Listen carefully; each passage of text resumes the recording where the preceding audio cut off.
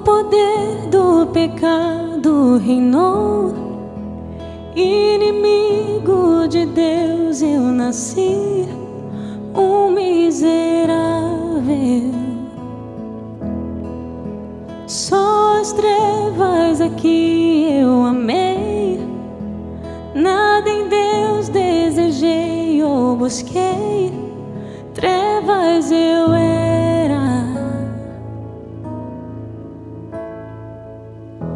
Sim, graça eterna e soberana me alcançou, chamou-me, buscou-me, a graça superabundou.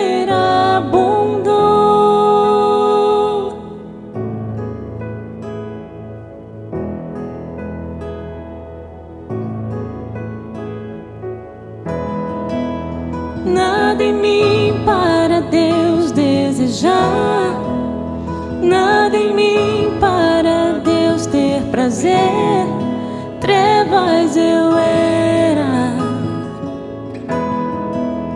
Meu caminho foi escuridão. Amém, amém.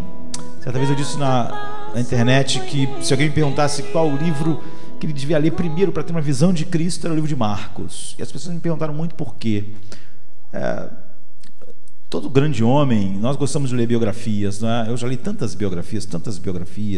Às vezes as biografias são extensas. Eu já devo ter lido umas 3 biografias de Churchill que são enormes, deve ter 1000 páginas. Foram homens que tiveram um papel importante na história, mas os 4 evangelhos é a biografia do homem mais importante que viveu no mundo e vive. O Filho de Deus e Filho do homem. Então não há nada mais importante do que a vida de Cristo no mundo. E os 4 livros olham para isso de uma maneira diferente. E quando eu penso que uma das perguntas que as pessoas mais fazem a mim é: olha, se ninguém pode ir a Cristo se o Pai que enviou não levar essa pessoa, e se todo aquele que o Pai deu ao seu Filho irá a Ele, como eu vou saber se eu sou uma dessas pessoas? Eu acho que a pessoa tem uma resposta disso mais rápido no livro de Marcos.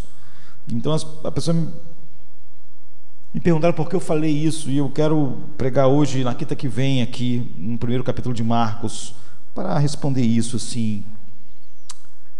Diz assim aqui: princípio do Evangelho de Jesus Cristo, Filho de Deus, como está escrito nos profetas.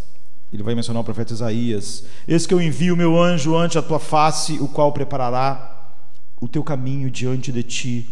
Voz do que clama no deserto, preparai o caminho do Senhor, endireitai as suas veredas. Apareceu João batizando no deserto e pregando o batismo de arrependimento para a remissão dos pecados. E toda a província da Judéia e os de Jerusalém iam ter com ele, e todos eram batizados por ele no rio Jordão, confessando os seus pecados. E João andava vestido de pelos de camelo e com um cinto de couro ao redor dos seus lombos, e comia gafanhotos e mel silvestre. E pregava dizendo: após mim vem aquele que é mais forte do que eu, do qual não sou digno de, abaixando-me, desatar a correia das suas alparcas, das suas sandálias.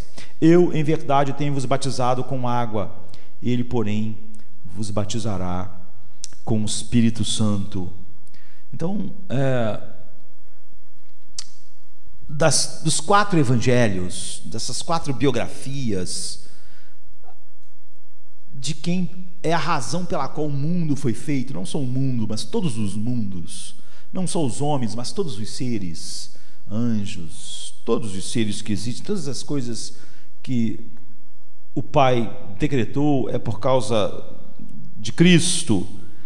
Então, Marcos é a que leva as pessoas mais rapidamente a ter uma visão clara de Cristo.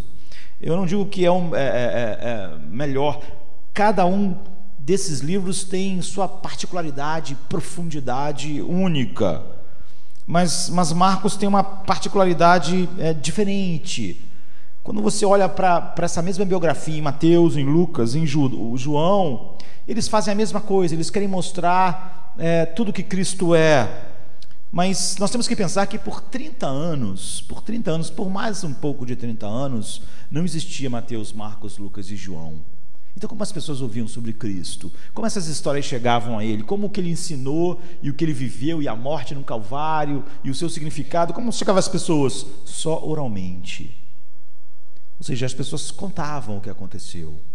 Contavam de Caná da Galileia, contavam dele ressuscitando o filho da viúva de Naim, contavam as histórias, contavam o que ele ensinou, contavam sobre o Sermão do Monte. Ele pregou no Sermão do Monte, as pessoas contavam para as outras, e não houve nenhum relato escrito nas 3 primeiras décadas e meia. E tudo era expandido, espalhado de forma oral, verbalmente. E uma das razões por que era assim é porque isso não incorria em nenhum perigo de adulteração daquilo que aconteceu, porque Jesus viveu a sua vida pública diante de milhares de pessoas, e aquilo correu toda aquela nação, todos os seus feitos, aquilo que ele fez era notório, foi feito diante de muitas pessoas, ou de um grupo menor de pessoas, mas que estavam lá, que eram testemunhas oculares, como os apóstolos, de tal maneira que Paulo, em 1 Coríntios, 20 anos após a morte de Cristo, quando Paulo escreve isso, já passaram-se 2 décadas que Jesus morreu, ressuscitou, e Paulo começa a listar várias pessoas que viram Cristo, que ouviram o que ele falou, que experimentaram lá de forma direta aquilo que aconteceu. Em determinado momento ele diz que 500 pessoas que viram tudo isso ainda estavam vivas, ou seja, 20 anos depois, 500 pessoas que participaram que viram Jesus, por exemplo, ressuscitado, estavam vivas ainda. Ele diz assim, em 1 Coríntios 15, 6, depois foi visto uma vez por mais de 500 irmãos, dos quais vive ainda a maior parte, mas alguns já dormem no Senhor. Então, Paulo está dizendo, 20 anos depois, olha, depois que ele ressuscitou, ele foi visto por cerca de 500 irmãos. A maior parte dessas pessoas ainda estão vivas, ainda estão aqui, algumas já morreram, mas a maior parte estão vivas. Então Paulo está dizendo, não, se você achar que o que eu estou dizendo é algo que possa ser inventado, há 500 pessoas vivas que participaram dessas coisas. Isso 20 anos depois de que essas coisas tinham acontecido, mas agora 30 e poucos anos depois, os apóstolos começam a morrer, essas testemunhas começam a morrer, e é óbvio que agora nós estávamos sob o risco, à medida que cada vez mais pessoas que participaram daquilo morresse, a verdade disso que é a razão pela qual Deus criou todas as coisas estava em risco. Imagina se alguém dissesse assim, olha, uma vez eu vi Jesus, passou voando, ele era muito poderoso. As pessoas gostam de fantasias, né? Ele passou voando, atravessou o mar da Galileia voando. As pessoas diriam, não, isso nunca aconteceu, por favor, não inventa loucura. Eu estava lá, eu estava na Galileia nessa época, eu participei do que aconteceu. Isso nunca aconteceu, isso é uma fantasia, isso é mentira. Mas chegaria a hora que não haveria pessoas para dizer isso, não é? E você perderia contato então com o verdadeiro Cristo. Se cada um pudesse acrescentar algo a quem Cristo foi, então você não tinha mais contato com Cristo verdadeiro. E se você não tem contato com Cristo verdadeiro, você faz o seu próprio Jesus. De certa forma, é o que a nossa geração vive. Apesar de nós termos as Escrituras, muitos poucos cristãos de fato conhecem as Escrituras. Eles são deístas, né? Eles querem conhecer Jesus através de experiências, de sentimentos, de sonhos, de experiências místicas. Eles não podem ter contato com o verdadeiro Jesus assim. E se tem muito pouco prazer na palavra de Deus, no estudo sério dela.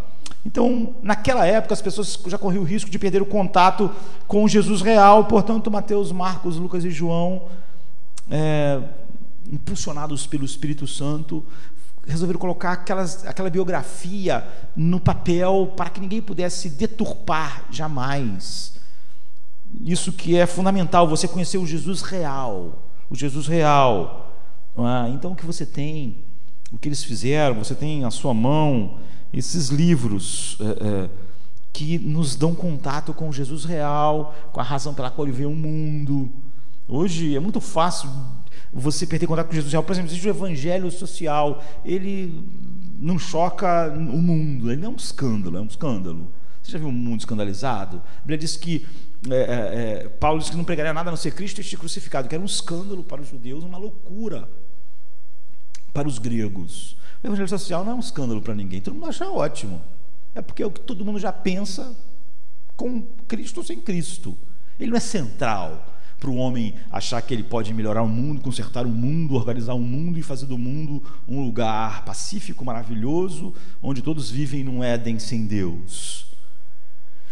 Então, por exemplo, Lucas, no início do seu livro, ele escreve para Teófilo, alguém importante, não é? E ele diz: tendo, pois, muito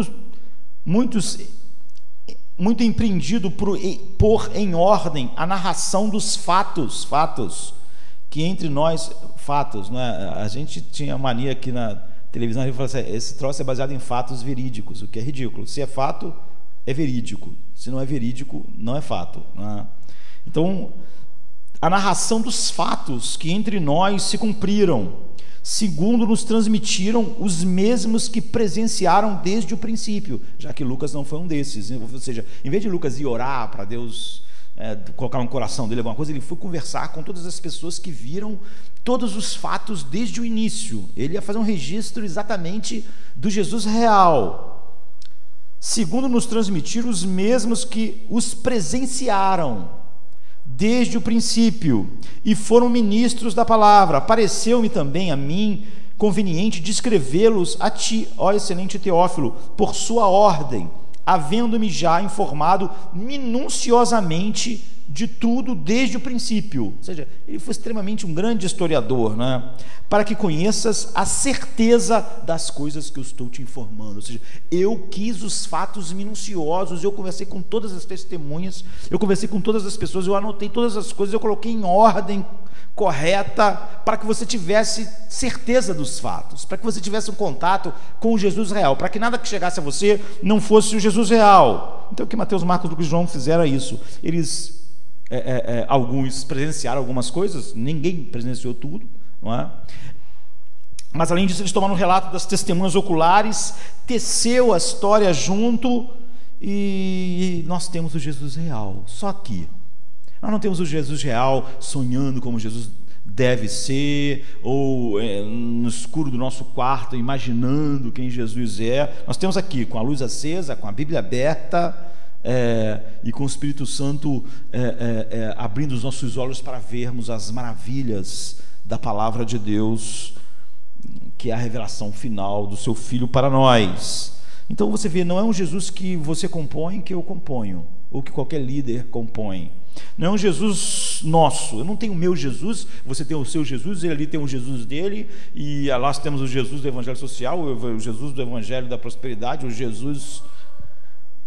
É o Jesus como realmente ele era, o que realmente ele disse, o que ele realmente fez.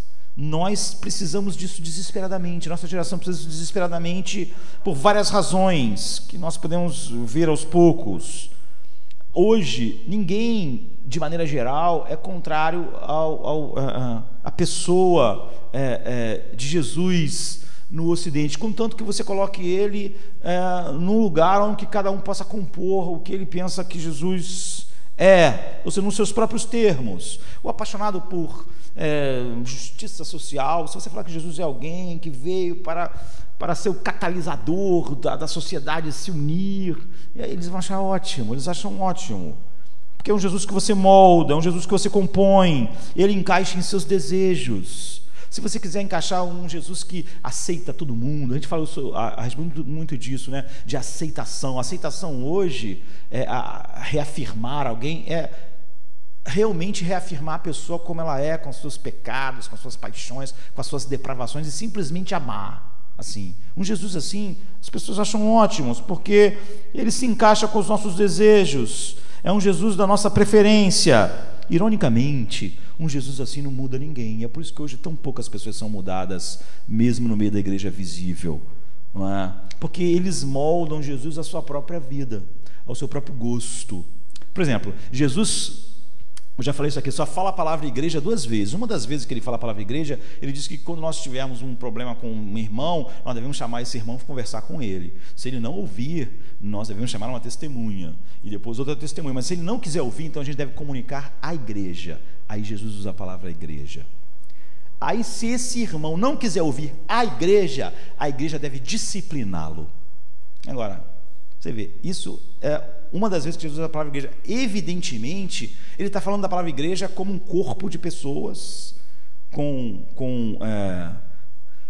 uma igreja com liderança, e que os membros podem ser chamados, podem ser responsabilizados, e se quando eles não querem se submeter ao evangelho, eles podem ser disciplinados. Agora, como isso pode se encaixar a ideia de que eu sou a igreja?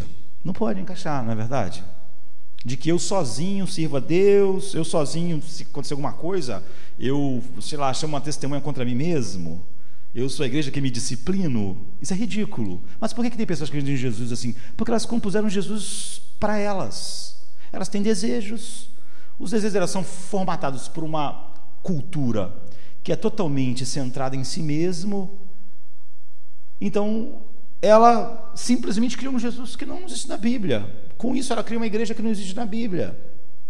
Então, esse é o perigo, não é, de você ter, porque um Jesus assim, um Jesus que você compõe não te muda, ele vai acabar sempre concordando com você.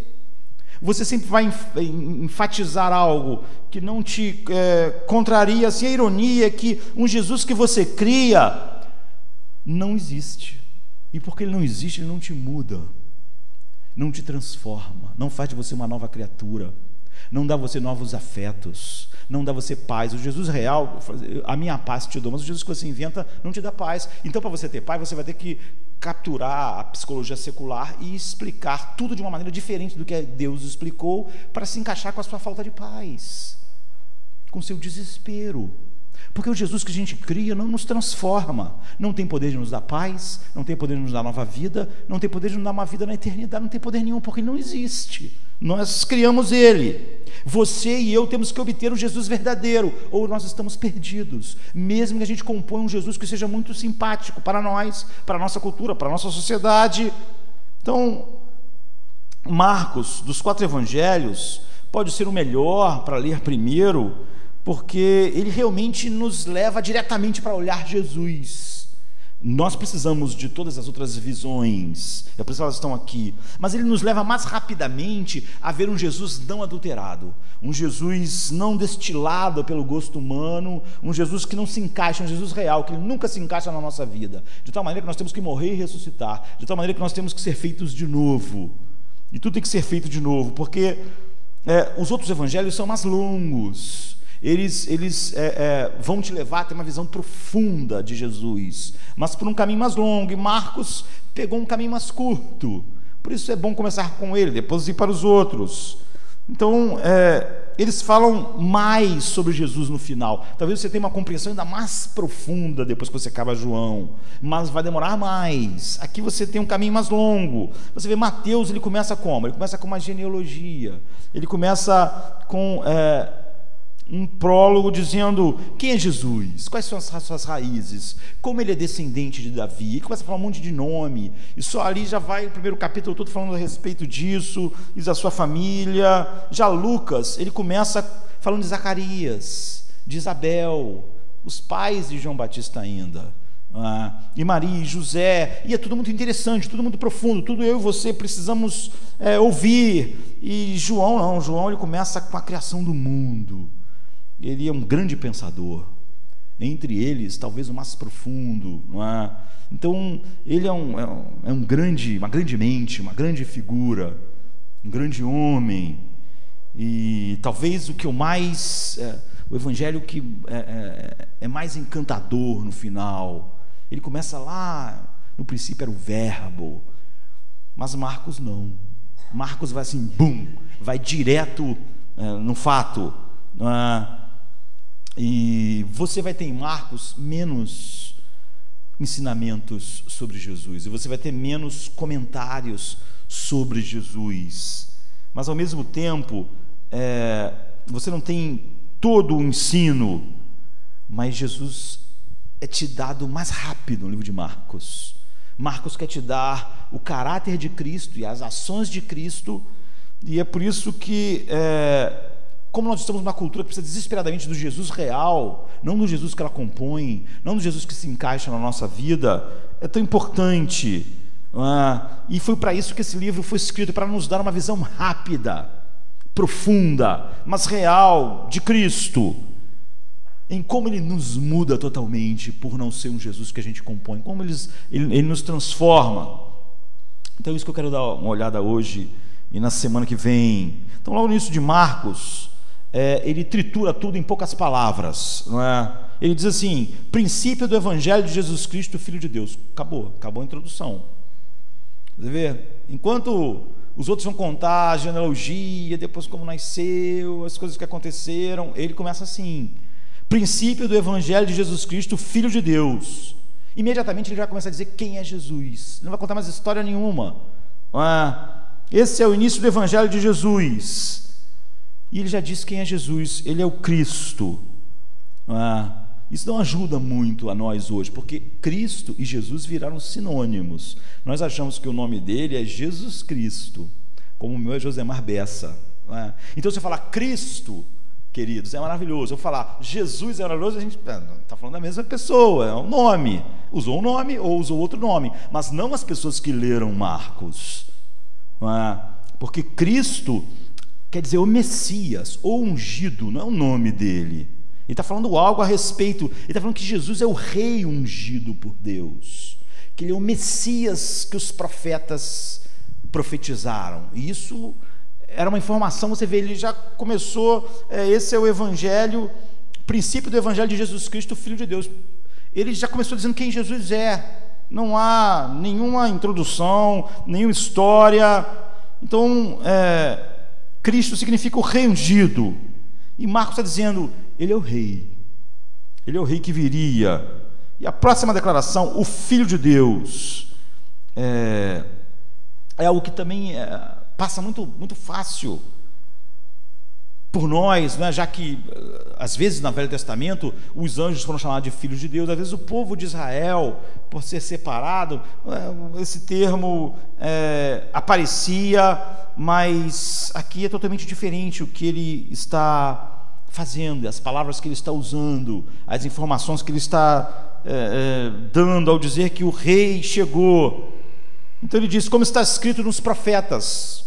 Como eu disse, esse profeta que ele está mencionando é o profeta Isaías. Ele fala profetas no sentido de que são os livros proféticos. Como está escrito nos profetas: eis que eu envio o meu anjo ante a tua face, o qual preparará o teu caminho diante de ti. Voz do que clama no deserto, preparai o caminho do Senhor, endireitai as suas veredas. Ou então, conforme está escrito no profeta Isaías, enviarei à tua frente o meu mensageiro. Que anjo, mensageiro, quer dizer a mesma coisa. Ele preparará o teu caminho, voz do que clama no deserto, prepare o caminho para o Senhor, façam veredas retas para ele. Isso aqui naqueles dias, e deve ser para nós, era uma bomba gigantesca, porque ele está citando Isaías 40, quando Isaías 40 diz, quando o profeta Isaías diz que um dia o próprio Senhor viria a Jerusalém. Marcos está dizendo, lembra quando Isaías disse, Isaías 40, que o próprio Senhor viria a Jerusalém? Então, é ele. Mas se você voltar, Isaías 40, diz assim, um dia o próprio Senhor virá a Jerusalém e mostrará às nações a sua glória, e o mensageiro vai clamar e preparar o caminho diante dele. Você vê, Marcos pega essa profecia e diz, João Batista é esse que veio preparar o caminho. Ele é o próprio Senhor que virá a Jerusalém. Então Marcos identifica o mensageiro com João Batista. Isso significa que Marcos identifica o Senhor, já que ele vinha preparar o caminho do Senhor, com Jesus.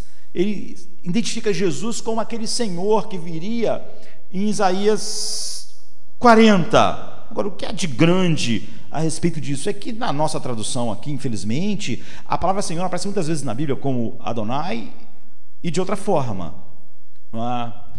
E a gente acabou, algumas Bíblias começaram a colocar às vezes que usa Senhor como a tradução de uma palavra em maiúsculo e às vezes não, mas depois de um certo tempo nem isso se faz mais, e as palavras ficaram iguais, Senhor para nós. Mas a palavra que Marcos está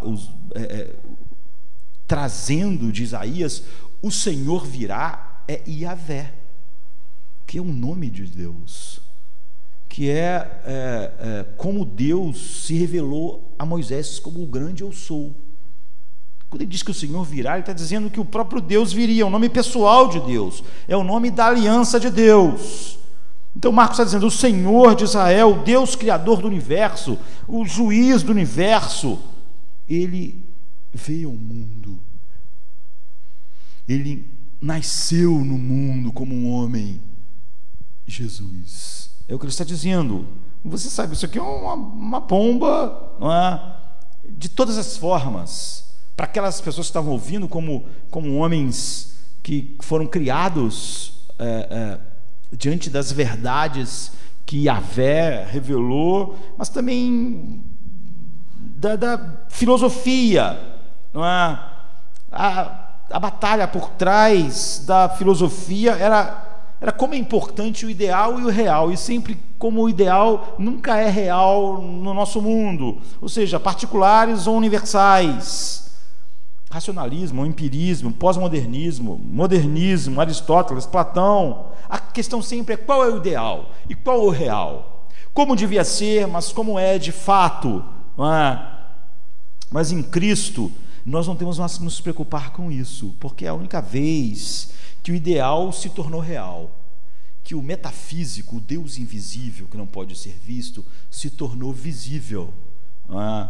Que aquilo que é imortal se tornou mortal, que aquilo que é inacessível, que ninguém pode alcançar, se tornou acessível, que aquilo que é totalmente invulnerável, como Deus se tornou vulnerável, como aquilo que é o impossível se tornou possível por causa disso. Então, ao contrário do hinduísmo ou do budismo, que o hinduísmo e o budismo diz que há uma centelha divina em cada um de nós. Então, de certa forma, todos nós somos uma encarnação divina, porque todos nós somos parte de Deus. Isso é o budismo, o hinduísmo. Você precisa abraçar a árvore também é Deus, né? A barata também, tudo é Deus, assim, porque tudo tem uma centelha de vida e tudo tem. Então, para eles, essa coisa de encarnação não tem nenhum sentido, porque isso está acontecendo o tempo todo. Tudo que existe, de certa forma, é uma maneira de Deus estar encarnando, porque tu tem essa centelha. Mas já o judaísmo e o islamismo dizem não, Deus é tão transcendente, é tão grande, é tão separado, que ele nunca poderia ser humano, é totalmente absurdo imaginar Deus nas limitações físicas, é totalmente impossível. Então, ao contrário de tudo isso, o cristianismo, Marcos aqui, que é o primeiro a falar, ele diz que esse Deus que é totalmente transcendente realmente, que está fora da criação, o cosmos é tudo menos Deus, tudo foi criado por ele e só ele não foi criado, existe eternamente. Então, ele diz que esse Deus tinha um plano eterno e por causa disso ele criou todas as coisas e decretou a cruz, e que ele rompeu essa parede impossível do ideal e do real, que sempre esteve em nós. O ser humano o mundo nunca foi horrível porque as pessoas não sabiam como o mundo devia ser. As pessoas sempre devíamos viver em paz, devíamos não sei o quê, devíamos estar equilibrados. O problema é que o ser humano, entre o ideal e o real, nunca houve nada que conectasse o ideal e o real para nós. Então, essa declaração de que o ideal se tornou real, que Deus eterno, perfeito, encarnou em Cristo, né, como homem, altera todas a forma de enxergar a vida. E você pode dizer, mas alguém pode dizer para nós, mas eu não acredito nisso. Eu sou uma pessoa, não sei, mais sofisticada do que aquelas pessoas lá. Eu posso entender Jesus, e é o que o mundo faz, como um grande mestre, como um grande professor, como um grande filósofo, como um catalisador de melhorias para a sociedade, mas que ele é o Deus encarnado que morreu na cruz para fazer a propiciação pelos nossos pecados, para que a ira infinita de Deus não caia sobre nós. Eu não posso crer nisso. Eu tenho barreiras profundas, culturais, para acreditar nisso. Há muitas barreiras para eu crer nisso. Mesmo a igreja afirma muito pouco a respeito de Jesus como a propiciação, propiciando a ira de Deus, o decreto de Deus, a escolha de Deus, a soberania de Deus, não é assim? Porque ela tem uma visão muito humanista. É mais sobre o que o homem faz, e Jesus um catalisador daquilo que o homem pode fazer, um incentivador para o homem fazer coisas para ser salvo, para salvar o seu mundo. Então, o que o livro de Marcos está dizendo é que dizer isso é uma grande bobagem, porque as barreiras ocidentais que nós temos, ou culturais, naturais do homem, há barreiras para a ideia de que Deus pudesse se tornar um homem, eram muito maiores para os judeus do que para nós. O respeito, o temor que eles tinham de Deus era infinitamente maior do que o da nossa cultura. A distância que eles viam Deus transcendente do homem era infinitamente maior. Ou seja, Marcos, Paulo, Pedro, João tinha uma barreira muito maior do que você ou qualquer pessoa viva no mundo hoje para a ideia de o Deus eterno se tornar um homem. Você tem que pensar que os judeus, eles sequer mencionavam o nome Yahvé, de tão santo, tão transcendente. Eles acostumaram a nunca entrar, a ir lá no templo ou no tabernáculo, mas nunca poder entrar no Santo dos Santos, porque você morria por causa de Yahvé, porque a glória dele estava sobre a tampa do propiciatório.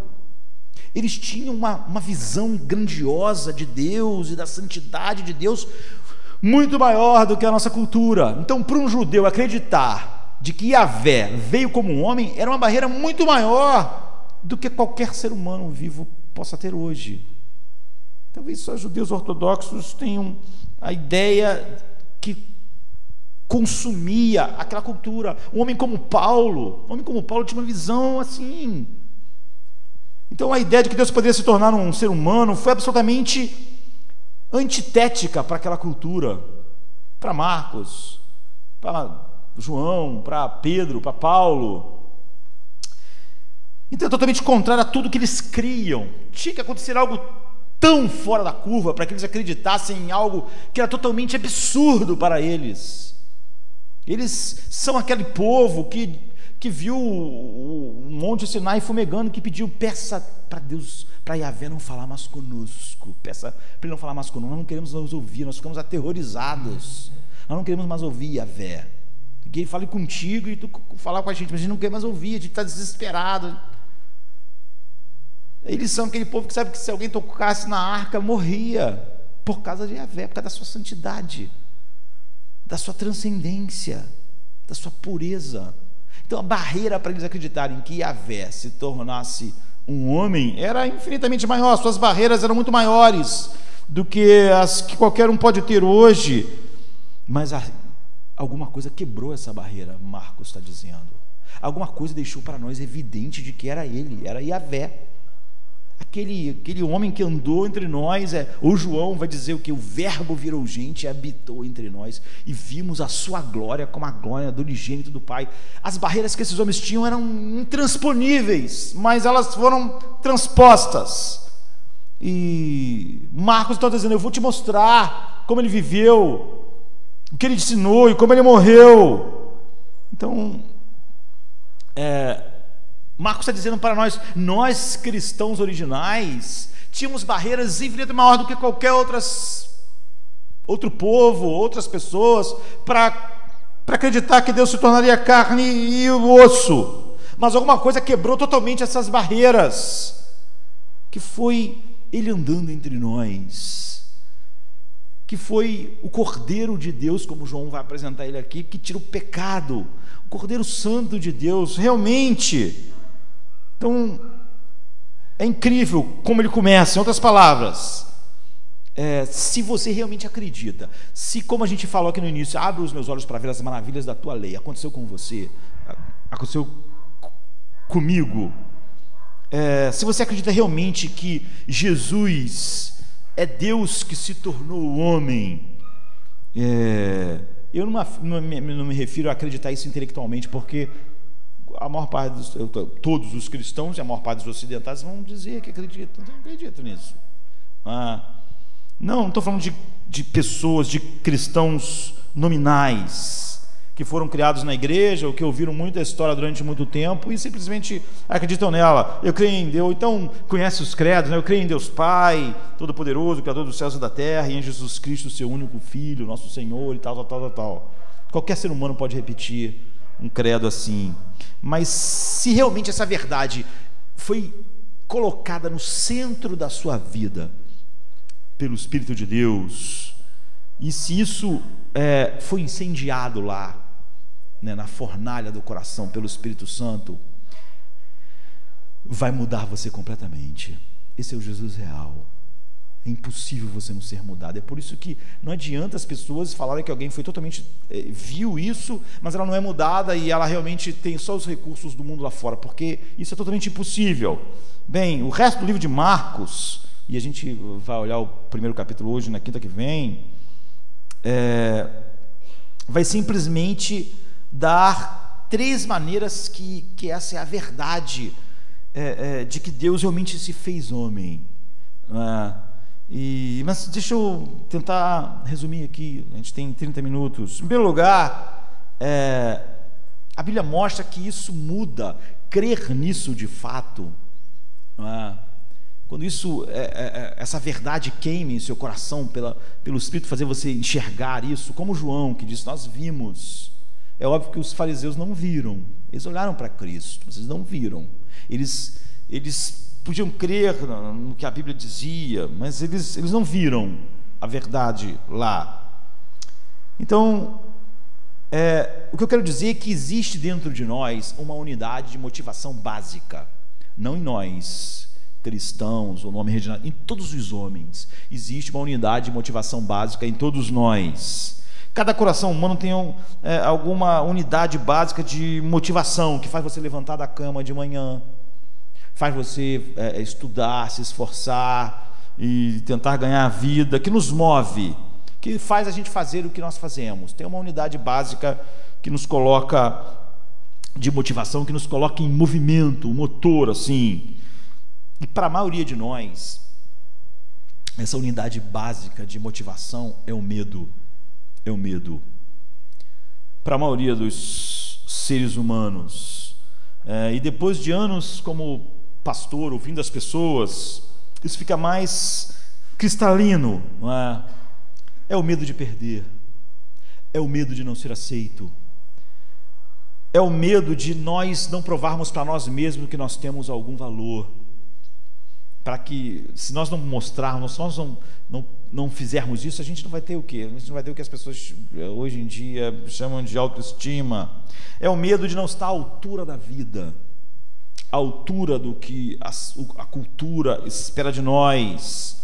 E todas as religiões do mundo apenas agravam esse medo, e a maior parte do cristianismo nominal hoje também, porque todas as religiões do mundo dizem, e a maior parte do cristianismo hoje, que Deus está lá fora, e que você, através de uma vida e através do que você faz, você vai ter que ser aceito por esse Deus, através daquilo que você faz, diferente do que outras pessoas estão fazendo. Então cada religião diz, olha, se você quiser alcançar o divino, o budismo diz, você vai ter que se empenhar no óctuplo, que é o nobre caminho óctuplo que Buda ensinou, com esses 8 passos que você tem que, senão você não alcança o divino.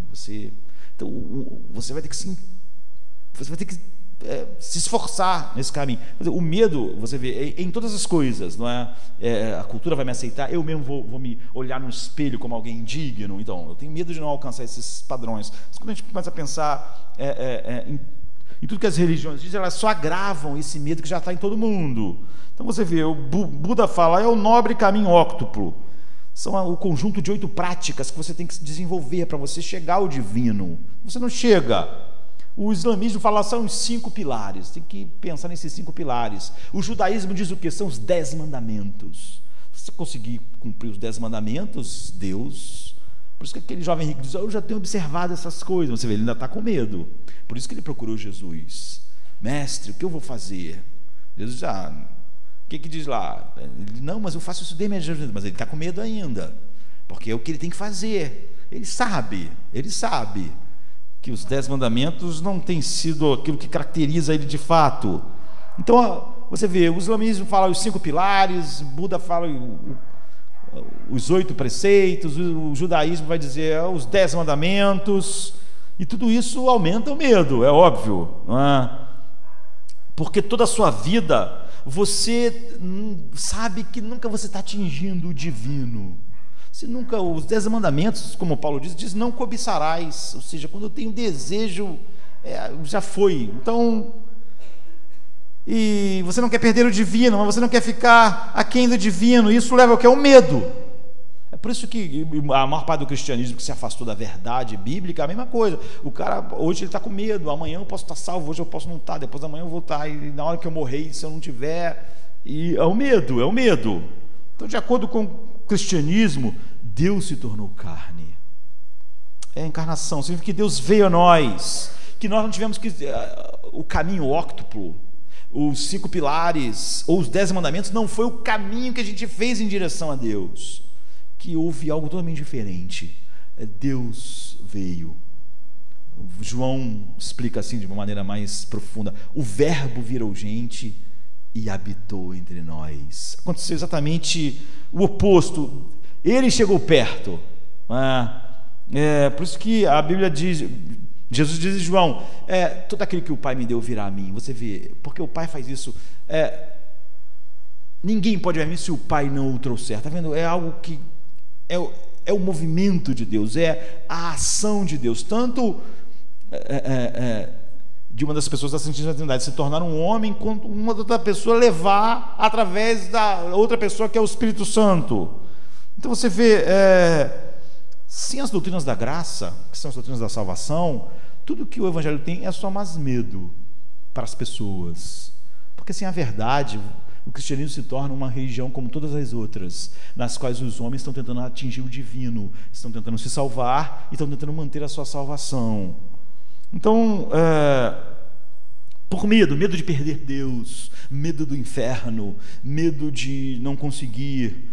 Por isso que eu disse que essa é a motivação básica do ser humano, para fazer tudo, para ser aceito pelo outro, para ser um bom partido, para casar com alguém, para ser visto na sociedade como alguém que venceu na vida, para ter uma visão mesmo de si mesmo no espelho boa. Você tem medo de não estar à altura, e você sabe que de fato você nunca está à altura, então você tem medo. E a religião, quando vem, como ela é uma coisa fabricada pelo ser humano, ela só aumenta, ela amplifica esse medo. Mas o cristianismo diz uma coisa totalmente diferente. Que, como Paulo diz, um morreu por todos, está falando daqueles que são regenerados, logo todos morreram, para que aqueles que vivam não vivam mais para si mesmos. Por quê? Por causa do amor, porque o amor dele nos constrange. Você vê, o cristianismo está falando algo totalmente diferente. O que nos impulsiona diariamente não é o medo, é um amor tão grande que nos constrange, porque ele veio, o Pai nos deu o Filho, nós fomos salvos gratuitamente. Paulo vai dizer em Timóteo, quem nos salvou e nos chamou com uma santa vocação. Ou então em Romanos, os que antes conheceu, a esses predestinou. Está vendo? O cristianismo diz o oposto. Esse amor que nos alcançou nos constrange, de tal maneira que nós vivemos para ele, nós não estamos tentando chegar a Deus, mas foi porque Deus chegou soberanamente a nós, que agora tudo em nós foi mudado e nos impulsiona, porque a unidade básica do nosso coração mudou de medo para uma alegria indizível e cheia de glória em Cristo, por uma paixão por tudo que Ele é. Nós vimos a sua glória. O Paulo vai dizer isso em 2 Coríntios, como foi: o Deus desse século, ele cega os olhos dos homens, mas o Espírito de Deus abriu os nossos olhos para vermos a sua beleza. Agora é isso que nos impulsiona. Então há um novo modo de fazer tudo, nada mais é por medo, como é a motivação básica do ser humano. Agora é por essa alegria em tudo que Deus é para nós em Cristo. Então, Esse é um motivo totalmente novo que nenhum ser humano conhece para fazer nada. A Bíblia vai dizer que essa é a razão pela qual os filhos de Deus trabalham, casam, vivem, obedecem. Em segundo lugar, isso é um recurso poderoso no sofrimento. E o que eu quero dizer com isso? Se você realmente está sofrendo e você se senta com alguém que está sofrendo e só diz a pessoa: se você está sofrendo assim, você tem que fazer assim, você tem que fazer assim, você tem que fazer assim. Tudo pode ser verdade, e tudo pode estar certo, porque você coloca ali um monte de fatos de como que você deve fazer um sofrimento. Mas é diferente quando a gente está passando por uma situação e alguém senta do nosso lado e diz assim: não, eu sei como é isso, aconteceu exatamente comigo isso. E a pessoa começa a contar o que aconteceu na vida dela, e você começa a ouvir, e você começa a pensar que aquilo foi muito pior do que aconteceu na sua vida, muito pior. E aquela pessoa não diz simplesmente: você deve fazer isso, fazer isso, fazer isso. Ele diz: não, porque isso realmente não é um grande consolo.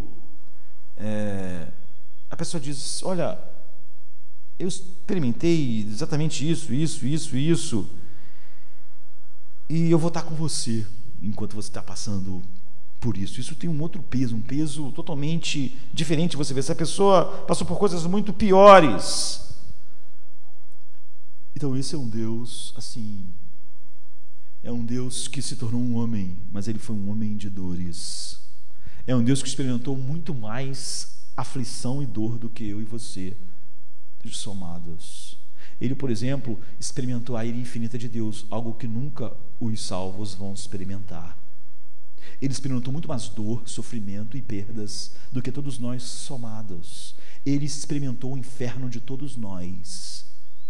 Esse é o que nos consola. Por isso que a ideia de que um outro ser humano pode ter palavras mais doces, ou uma ideologia, ou uma filosofia que vai trazer paz à nossa alma, é uma loucura final a igreja abraçar isso. Há um poema de Edward Shillito que diz assim: os outros deuses eram fortes, mas esse Deus era fraco. Por isso que Paulo disse que a fraqueza de Deus é mais forte do que os homens, a loucura de Deus mais sábia do que a sabedoria dos homens. Ele diz assim: os outros deuses eram fortes, mas esse era fraco.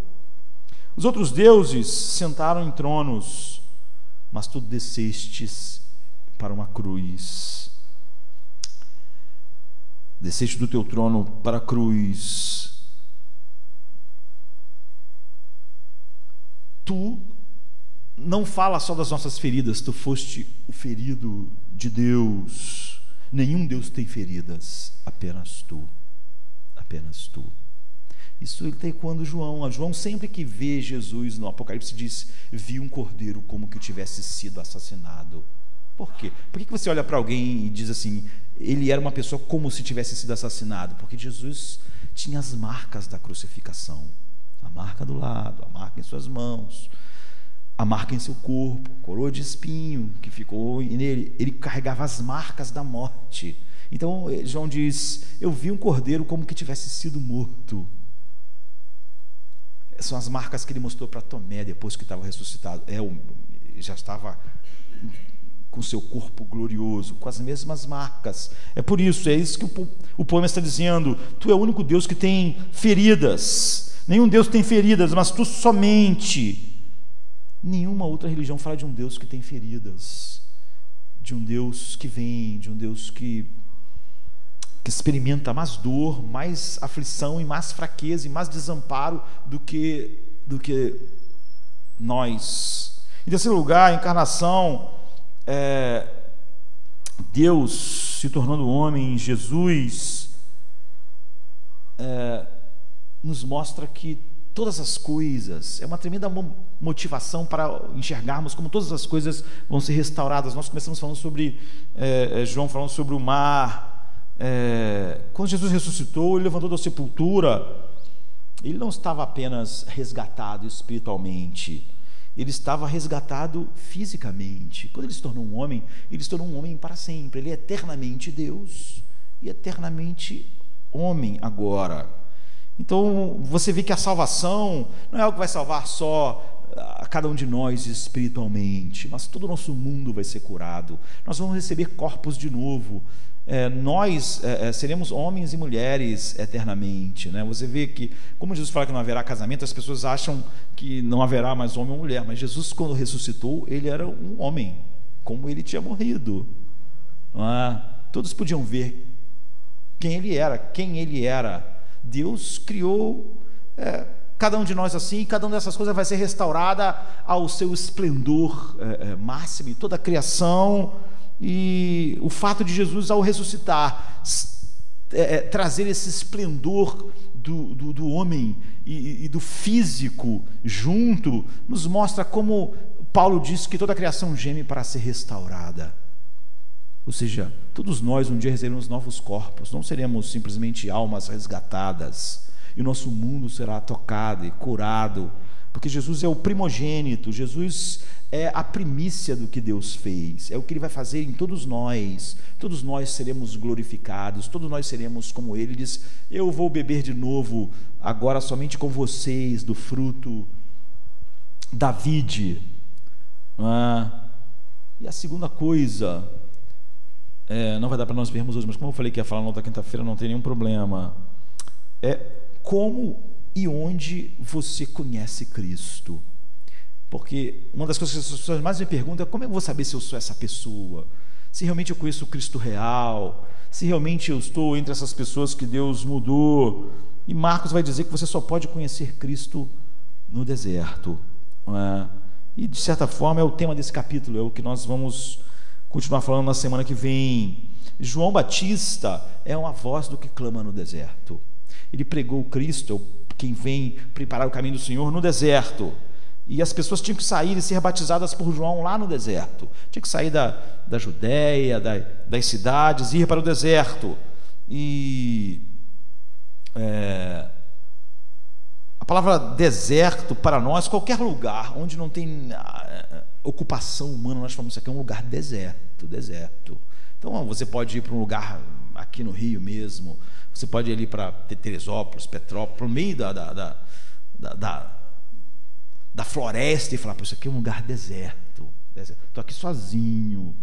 Mas é óbvio que isso engana a gente, porque como a gente vive num outro tipo num outro ecossistema, nós podemos falar em deserto de uma maneira diferente, porque o deserto para nós aqui é um lugar deserto. Eu estou aqui sozinho no meio do nada, a gente fala assim, no meio do nada.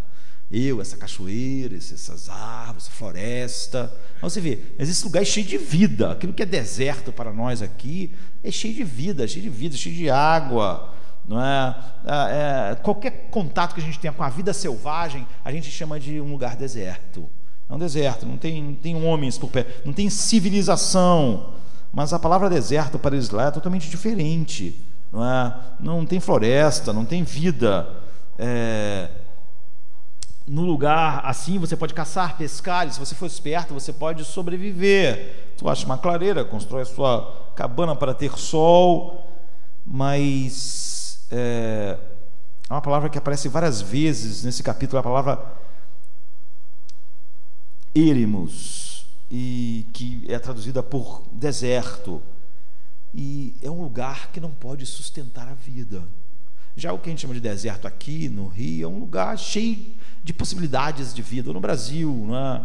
Mas é um lugar, o deserto é um lugar de espinhos, é um lugar onde nada cresce, um lugar que não tem vida, é onde tudo é abrasador, o frio é abrasador, o calor é abrasador, a falta de água é terrível. Então é um lugar de sede. Todos os poços, mesmo quando tem em alguma época do ano, eles secam em outra época do ano, a maior parte do tempo.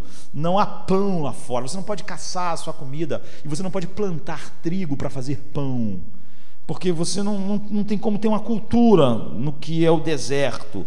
Você não pode cultivar coisas, só cresce cardos, só cresce espinhos, não há água, é um lugar de sede, é um lugar de solidão, de sede terrível, de fome e de desespero, o deserto. Se você ficar lá, você vai morrer. Então, é importante sobre João Batista que ele prega no deserto.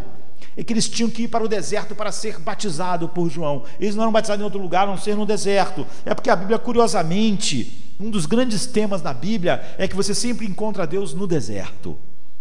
Em geral, na Bíblia, os grandes encontros são com Deus no deserto. A história de Israel está cheia deles. Por exemplo, Moisés teve encontro com Deus na sarça ardente no deserto. Jacó lutou com Deus face a face no deserto. É a história deles, é a história da Bíblia. Israel encontrou Deus quando saiu do Egito, onde? Lá no Sinai, no meio do deserto.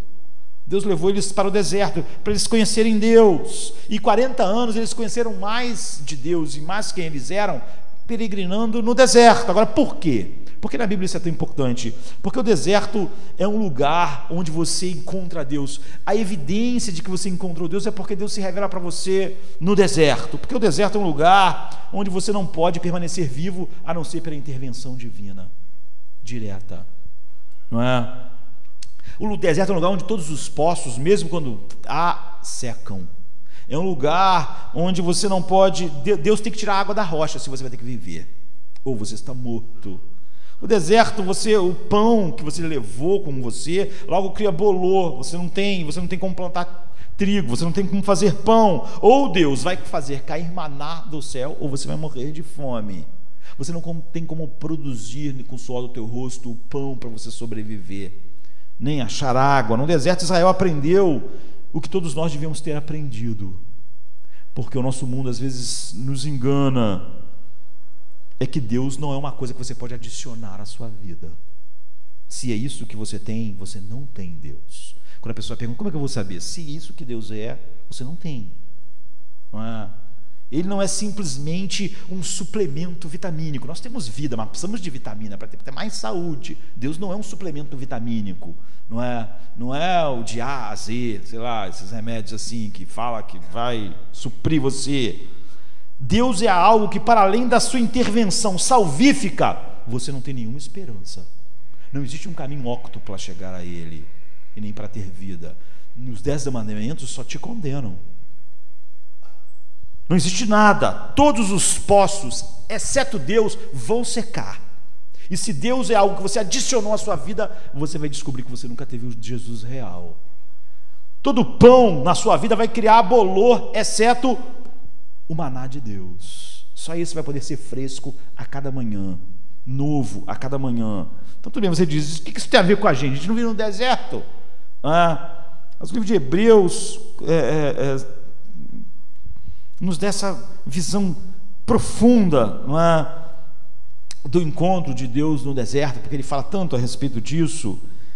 E o que o Hebreus diz é que esse deserto físico fala do deserto no qual todos os homens vivem depois que o nosso mundo caiu, e que todos os pães no mundo criam um bolor, que todos os poços no mundo secam, que sem Deus nós vamos morrer de fome, nós vamos morrer de sede, que nós temos pães, mas eles vão ficar embolorados, nós temos fontes, mas elas vão secar, e que a experiência no deserto é a experiência quando você descobre que ou Deus é tudo para você, ou você está morto.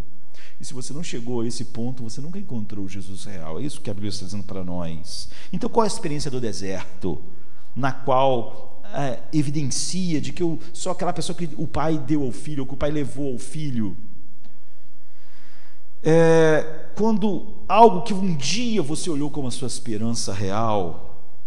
Sim, você acreditava em Deus, não é? Você acreditava no cristianismo, mas a verdadeira esperança da sua vida, o verdadeiro bem, o pão real, a coisa que te mantém vivo, sem pão você morre, sem água você morre, sem ar você morre. Então, a coisa que era o verdadeiro ar da sua vida, o verdadeiro pão, a verdadeira água da sua vida, não era Deus, era outra coisa. A sua verdadeira esperança, a verdadeira coisa que era o motor da sua vida, que te impulsionava, que fazia você se sentir uma pessoa que tem valor, seu Salvador real, seu verdadeiro Senhor, seu verdadeiro pão, sua verdadeira água, sua verdadeira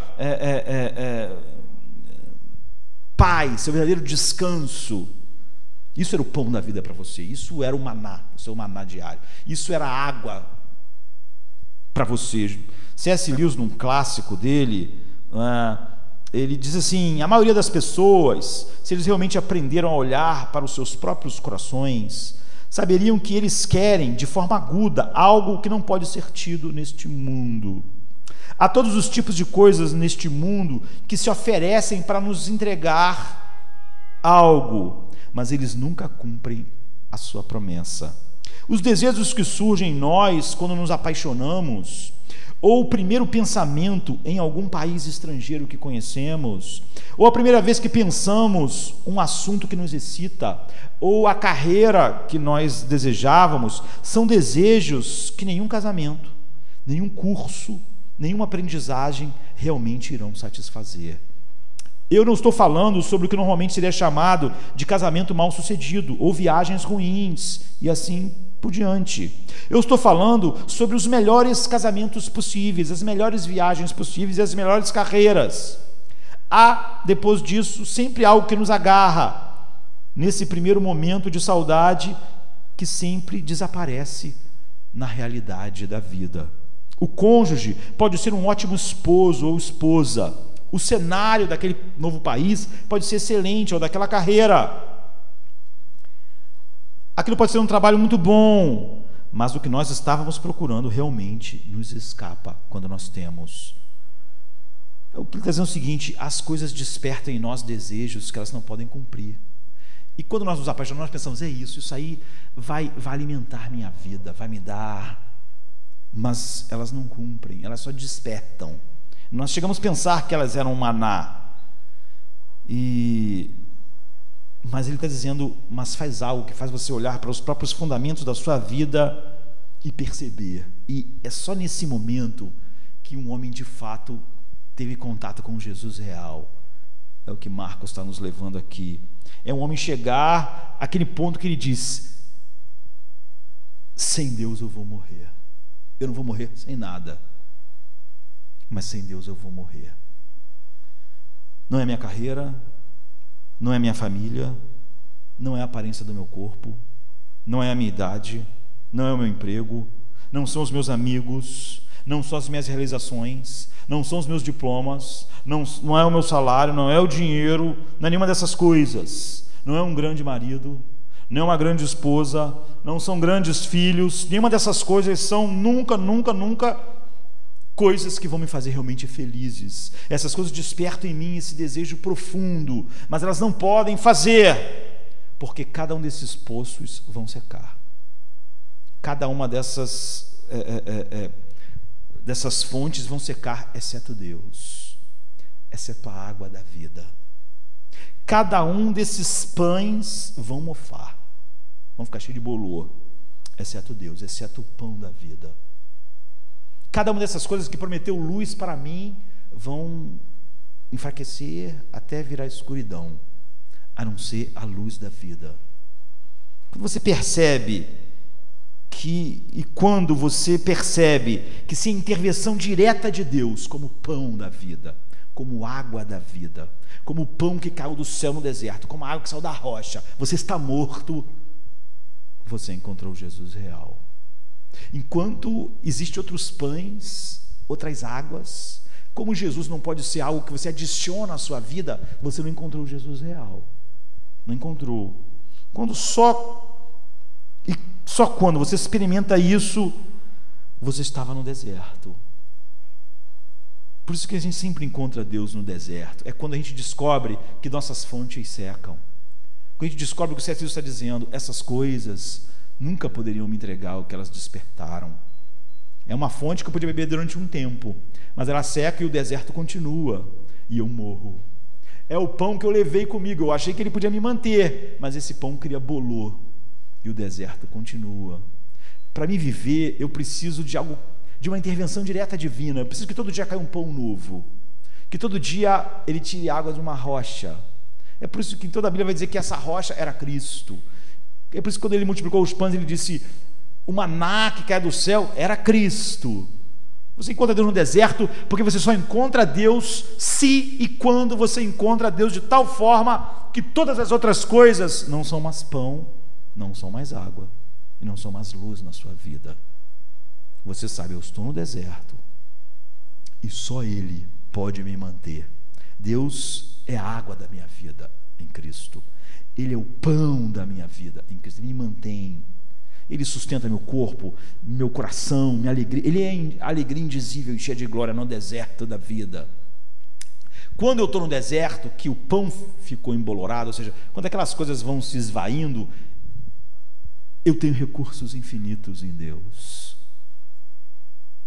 Só no deserto alguém sabe, alguém se encontra com Deus, porque é só nesse lugar que você sabe, tudo menos Deus é o que me faz vivo, é o que me faz pleno, é o que me faz feliz. Quando isso é verdade, você encontrou o Jesus real, o Jesus que é o pão da vida, o Jesus que é a água da vida, o Jesus que é a luz do mundo. Quando você diz que encontrou, mas funcionalmente você tem outras águas, outros pães, outras luzes, é óbvio que você não encontrou, porque você adicionou ele a esses muitos pães, muitas águas e muitas luzes. Mas Jesus não é um complemento vitamínico para ajudar essas outras águas, essas outras luzes e esses outros pães a te alimentar, sustentar e te fazer pleno e ter motivação final. Então, isso é importante, porque se você não, quem não encontrou Deus assim, não encontrou Jesus real, nunca encontrou ele como pão da vida. Pode falar sobre ele como pão da vida, mas o pão da vida dessa pessoa é outra coisa, ou outra pessoa. A água da vida é outra coisa, mas vai secar. E ela não vai ter recurso, ela vai estar tão miserável como qualquer homem no deserto, quando a sua pequena fonte d'água secou, ou quando o seu pequeno pão que ele levou, estava comendo, economizando, passando até uma certa fome, mas para economizar, mas ele vai ver que aquele pão, mesmo que ele não consuma rápido para ficar sem, aquele pão vai ficar cheio de bolor e vai se esvair. Não vai ser mais algo que possa alimentá-lo. Assim são todas essas coisas. É sobre isso que C.S. Lewis estava dizendo. É por isso que ele faz questão de dizer, eu não estou falando sobre casamentos ruins, estou falando sobre o melhor casamento possível, estou falando sobre o melhor emprego, a melhor carreira, o melhor país. Você vai descobrir que eles são pão que ficam com bolor, que são fontes que secam, que eles não podem sustentar a vida. Então,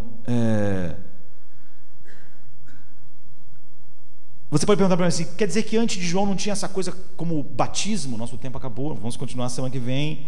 Havia tal coisa como batismo. Antes de João Batista sempre houve o que você poderia chamar de lavagens cerimoniais, abluções, afusões, imersões. Os judeus entendiam que eles precisavam lavar as mãos várias vezes antes de comer, antes de ir na presença de Deus, antes de cultuar, porque eles achavam que era necessário para adorar a Deus. Foi uma maneira de dizer assim, eu preciso ser purificado do pecado. Eu sei que existem impurezas na minha vida. Por isso, quando Jesus não lavou as mãos, os judeus ficaram chocados. Não era porque eles tinham essa coisa de lavar a mão por causa de micróbios, nem sabiam que existia isso. Era por causa dessa realidade. Era uma espécie de ritual de confissão. Eu preciso ser purificado, eu preciso de purificação do pecado. Os gentios, eles, quando eram convertidos, iam ao templo, no tabernáculo, eles não tinham que lavar só as mãos, eram gentios, eram imundos, eles tinham que mergulhar na água. Então, só lavar a mão é coisa para judeu, assim, que já era um povo meio puro, sabe, de alguma purificaçãozinha. Mas os gentios não, eles tinham que mergulhar totalmente na água, assim, fazer uma lavagem realmente assim. Eles tinham que mergulhar, eles tinham que, porque eles eram ritualmente imundos, não é? Então só lavar a mão não bastava. Mas uma coisa que você tem que perceber, sempre antes de João, era você que fazia isso. Você se purificava. Mesmo o gentio, ele mergulhava na água, entrava na água totalmente. Ou ele, o judeu, lavava a mão. Você fazia isso. Mas quando João veio, aconteceu algo totalmente diferente. Ele disse, eu batizo vocês. Não é vocês que fazem isso. Vocês não podem se purificar. Vocês não podem fazer nada a respeito disso. Não importa se você é judeu, se você é gentio, você tem que ser batizado. Você não se batiza. Você vai ter que receber a sua aptidão, não por algo que você faça. eu vou ter que batizar você. Mais tarde, Jesus vai batizar vocês com o seu Espírito, E eu vou batizar com água. Mas o ponto, a questão é: você não pode salvar a si mesmo. Você não pode se preparar para Ele. Você não pode fazer nada para ficar puro, nada. Você não pode se auto-batizar. Sabe, essa ideia tão cultural nossa de ser, sabe, hoje em dia eu acho que as pessoas já estão se batizando na sua casa. Ele mergulha na banheira, faz a ceia e ele mesmo bebe, não é assim? O que está dizendo exatamente assim: você não pode fazer isso. Você precisa ter a percepção de como o corpo, todos vocês precisam ser purificados por alguém. Esse símbolo está mostrando como Jesus vai fazer isso. Você não pode fazer nada pela sua salvação, nada. Outra pessoa vai ter que fazer. Por isso você não pode você mesmo lavar sua mão, você mesmo se batizar. Isso é para deixar claro de como isso é um ato totalmente de Deus. Quando Jesus, quando o Pai leva você ao Filho e você, então, é batizado no Espírito. Por isso Paulo diz: todos nós temos o mesmo batismo, o mesmo Espírito.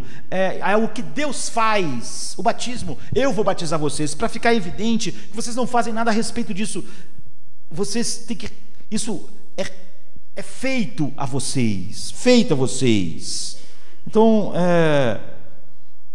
nós precisamos, mais do que qualquer geração, que isso seja aprofundado em nós, a noção de que nós podemos fazer as coisas, ou nós podemos fazer coisas por nós mesmos, ou nós podemos nos auto-batizar. Não é só o que as religiões estão dizendo, é praticamente o que o cristianismo diz sobre o que os homens podem fazer para serem salvos, o que os homens podem fazer para se manterem salvos, o que os homens podem fazer para serem aceitos. E por isso tão poucas pessoas encontraram o Jesus real no deserto. E por isso que num cristianismo nominal Jesus é só um complexo vitamínico. Ele não é o pão da vida de ninguém.